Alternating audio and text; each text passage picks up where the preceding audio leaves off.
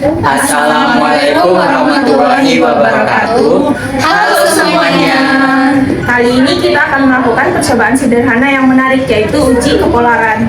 Dari ucapan ini kita bisa tahu mana zat yang bersifat polar dan mana yang bersifat non-polar berdasarkan reaksinya dari listrik statis. Nah, sebelum melakukan percobaan, kita harus tahu terlebih dahulu apa itu zat polar dan zat non-polar. Zat polar adalah zat yang memiliki dua kutub, muatan positif dan muatan negatif karena distribusi dari elektron di molekulnya tidak merata. Ciri-cirinya yang pertama, zat polar bisa menarik muatan listrik. Yang kedua, mudah bercampur dengan sesama zat polar. Dan yang ketiga, tidak bisa bercampur dengan zat non-polar. Kemudian, sedangkan zat non-polar adalah zat yang tidak memiliki kutub muatan karena distribusi elektronnya merata. Ciri-cirinya yang pertama, zat non-polar tidak tertarik pada muatan listrik dan kemudian hanya bisa bercampur dengan sesama non-polar. Selamat menyaksikan.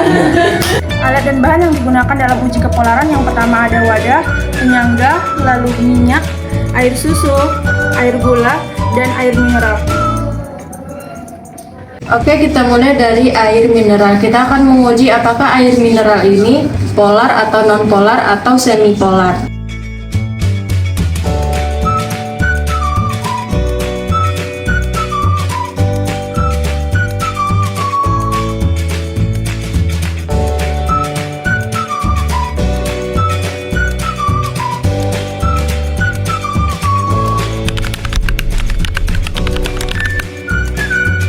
Yang kedua, kita akan menguji larutan gula apakah dia bersifat polar, non-polar, atau semipolar.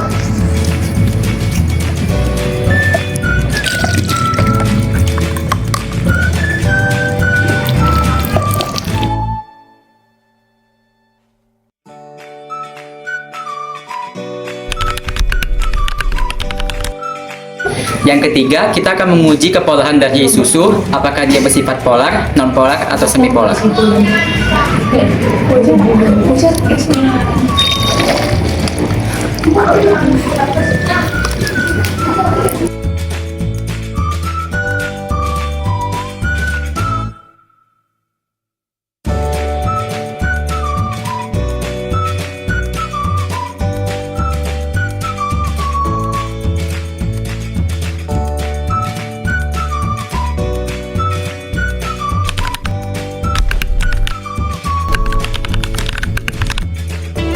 Yang keempat, kita akan menguji minyak apakah dia bersifat polar, semipolar, atau non-polar.